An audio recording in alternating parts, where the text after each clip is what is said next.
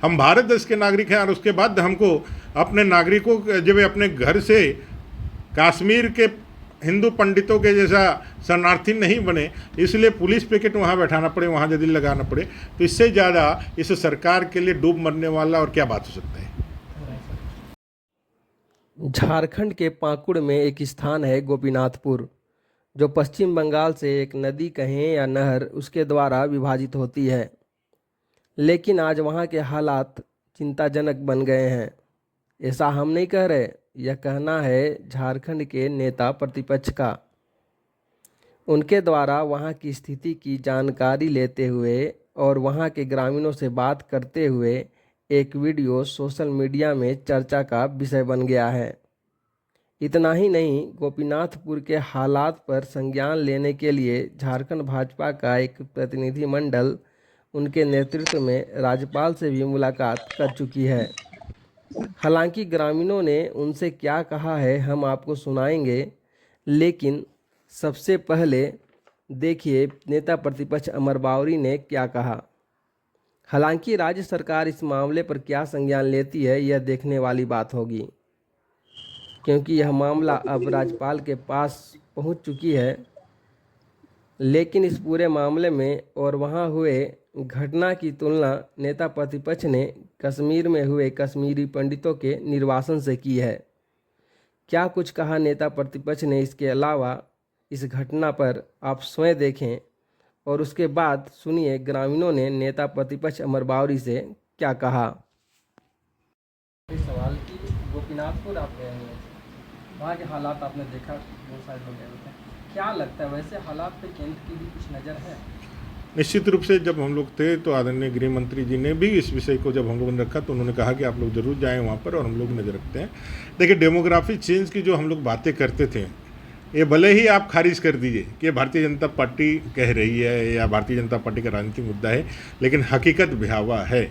आप गोपीनाथपुर में आप लोगों से कहता हूँ कि आप जाइए, एक दिन घूम करके आइए। वो झारखंड का पार्ट है, वो स्वतंत्र देश के नागरिक वहाँ रहते हैं, लेकिन वहाँ जाने के बाद ऐसा महसूस होता है कि जो पश्चिम बंगाल, जो भारत के संघीय व्यवस्था के तहत एक राज्य है, भारत के संविधान के अनुकूल एक राज्य है, वो हमारा पड़ोसी नहीं रह के, ये अंतर्राज्यीय विषय नहीं रह के, ये अंतर्देशीय विषय हो गया।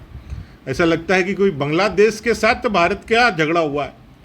वहाँ जिस तरह से बहुसंख्यक मुसलमानों ने अल्पसंख्यक हिंदुओं पर हमला किया, घरें जलाई, घरों को तोड़ा गया, बमबाजी की गई, लोगों को पीटा गया, गाड़ियां जलाई गई, घर में लूटपाट किया गया और खुलेआम धमकी दिया गया, अभी भी दिया जा रहा है कि पुलिस तुमको कितना दिन संरक्षण दे सकती है, कितना दिन तुमको बचाएगी, तुम्हारी बहू बेटियों को उठा के ले जाएंगे, कहाँ तक तुम रहोगे।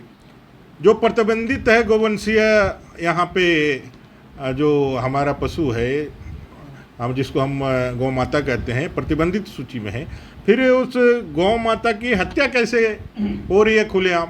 पुलिस या प्रशासन, उनकी भूमिका वहाँ अच्छी रही है, लेकिन इस बिंदु पर कि प्रतिबंधित मांस को कैसे वहाँ किया गया, उस पर क्या कार्रवाई की गई और कितना इनका मनोबल बढ़ा हुआ है। कोई 10 फीट की दूरी में वहाँ से खुलेआम चैलेंज कर रहा है। बंगाल की पुलिस जो कि कर्तव्य विमूढ़ बन करके, मुख दर्शक बन करके खड़ी है, उनके राइफल लूट करके गोलियां चलाई जा रही है। पुलिस का राइफल वहाँ का नागरिक सब लूट करके, मतलब इतना उद्दंड है कि गोलियां चला रहा है। स्थिति बदतर हो गई है। संथाल परगना में आदिवासी अस्मिता आज खतरे में, मैं कह रहा हूँ। आदिवासी को अगर बचाना है, आदिवासियत को अगर बचाना है, तो सिद्धू कान्हू जी के उस हुल को याद करना 30 तारीख आ रहा है। 30 तारीख हुल को याद करना होगा, जिन्होंने अंग्रेजों के खिलाफ लड़ करके किया। लेकिन वोट बैंक और तुष्टीकरण की राजनीति के कारण आज भोगनाडीह में, जो सिद्धू कान्हू जी का जहां जन्मस्थली है, वहां 5-7 परिवार ही अब जनजातीय बच्चे हैं, बाकी पूरा भोगनाडीह में सारे मुसलमान हो गए।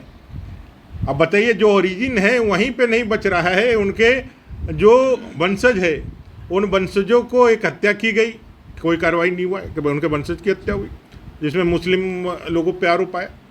उनके मूर्तियाँ तोड़ी गई वहाँ पे, वहीं सिद्धू कान्हू जी के मुस्लिम आरोपी थे। एक गर्भवती महिला को मारा गया, जिसका गर्भपात हो गया मुसलमान को, वो भी उस वंशज के लोग थे। ये पूरे, यदि आप सिर्फ चुनावी राजनीति से, चुनावी दृष्टिकोण से, और इतनी बड़ी बड़ी घटनाएं होती है, पाकुड़ ना मुख्यमंत्री कुछ कहते हैं ना मंत्री कुछ कहते हैं, ना कोई जेएमएम कांग्रेस का लोग कुछ कहता है, ना आरजेडी का लोग कुछ कहता है। हम लोगों के जाने के बाद, दबाव देने के बाद वहाँ सांसद जाते हैं, वहाँ जाकर के घटना को एक तरह से वो उस पर लिपाप होती है और इस घटना को एक तरह से उसको कहते हैं कि साधारण सा घटना है। कोई आपके बहू बेटियों के साथ जाकर के अत्याचार करे, आपके घर में घुस करके मार दे और हमेशा ये कहे कि भाई पुलिस कितना दिन बचाएगी, और आप इसको साधारण घटना के रूप में घटित मान रहे हैं। ये जो वोट के लिए कुछ भी करने के लिए तैयार, वोट बैंक और तुष्टीकरण की राजनीति में पूरे संथाल परगना के आदिवासी, बहुसंख्यक या अल्पसंख्यक जो भी कहें, हिंदू समाज जो है उसके सब लोगों का पूरा जीवन जो इन लोगों ने गिरवी रख दिया है। इससे ज़्यादा खराब कुछ नहीं हो सकता है। और हम लोगों ने अभय दिया है, हम लोगों ने कहा ये लड़ाई लड़ेंगे। हम लोगों ने कहा है, ग्रामीण कह रहे थे कि हम लोग को दूसरी जगह बसा दिए। मैंने कहा कि भाई कितना दूर भागेगा, अपना मातृभूमि है, इस ज़मीन पे आप पैदा हुए, आपके पूर्वज यहाँ पे यहीं पे मरे, कितना दूर कहाँ तक भागिएगा? वहाँ जाइएगा, वहाँ तक एक लोग पहुँच जाएंगे। भागते भागते बंगाल की खाड़ी में भी हिंदुओं को रहने का जगह नहीं मिलेगा। ये बात आपको समझना होगा। प्रशासन से जाकर के पूछिए, ऑफ द रिकॉर्ड वो भी बताएगा कि भयावह स्थिति है। हम लोगों ने सारी घटनाएं वहाँ तक बता दी है, उनका भी अपना ऑब्जर्वेशन है। आज हम लोग गवर्नर साहब से मिलेंगे भी, न्यायिक जांच की भी मांग करेंगे। कहें कि अब यदि सीमा जो बंगाल से सटा हुआ सीमाई इलाका है, वहाँ हिंदू आबादियों के लिए अगर यदि पुलिस पिकेट बैठाना पड़े तो ये भारतीय संप्रभुता और गणराज्य के लिए कितना बड़ा खतरनाक विषय है।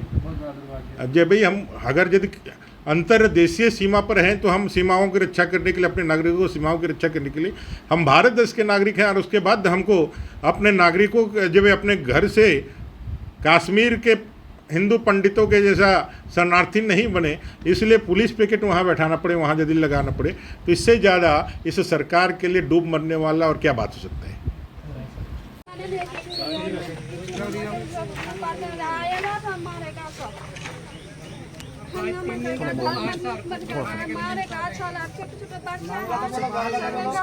বাংলাটা বলো, বাংলাটা। ওইখান থেকে আসছে উপর থেকে মারছে ধরছে, ছোট ছোট ছেলে আছে ঘরে, তো ঘরে দুইটা লুটপুট করে নিয়েছে, সব কিছু নিয়ে বানিয়ে গেল, আগুন লাগিয়ে দিয়ে জড়িয়ে দিলে সব কিছু। अभी ऐसा स्थिति है सर कि घर से निकाल के सब कुछ चावल दाल लाएगा, वो भी स्थिति नहीं है कि हम लोग गाँव का लोग खाबो वैसा जिनिस नहीं। ऐसा स्थिति बन गया है। चावल दाल हम लोग को चांदपुर से नहीं तो इधर मालन जैसा लाना पड़ता है, बंगाल से। हाँ, बंगाल से लाना पड़ता है। लेकिन उधर भी जो बंगाल में भी झारखंड तक की दुकान था वो भी लूट गया है। जो मतलब हम लोग का गाँव का जो दुकान था वो भी लूट गया है। लूट गया। हाँ, लूट गया। हाँ, जो हम लोग का गोपीनाथपुर का ही था और वो भी लूट लिया। एक मेडिकल था, एक तो आपका रेडीमेड था, ये सब जितना दुकानदार था सब लूट लिया था। बच्चे टाइना लिए जाए। कितना घर में हुआ है? 500 नहीं सर, और भी आगे है पूरा। उस टाइम पे 2 किलोमीटर लंबा गांव है, उस टाइम पूरा गांव में हुआ है। हाँ सर,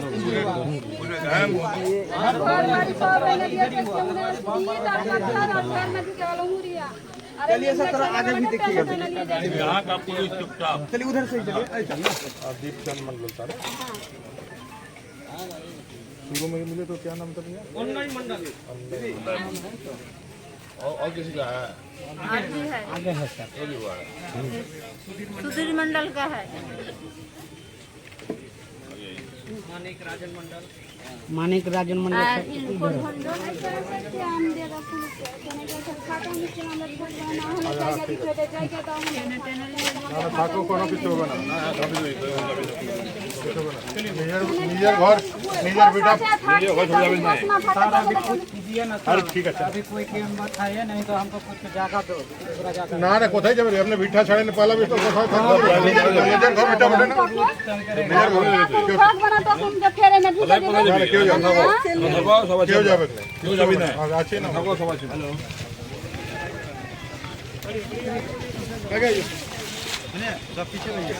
आप लोग पीछे चलिए, आप लोग पीछे चलिए। जो ब्लॉक की रिकॉर्डिंग कर रहा है इसलिए तो नहीं।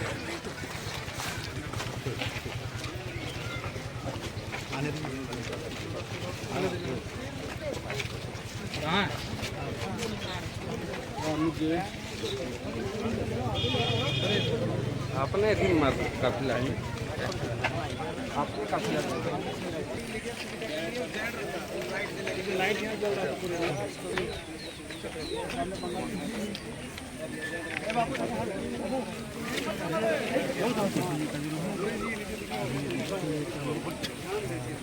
ওই কে আছে ফাঁকা দাও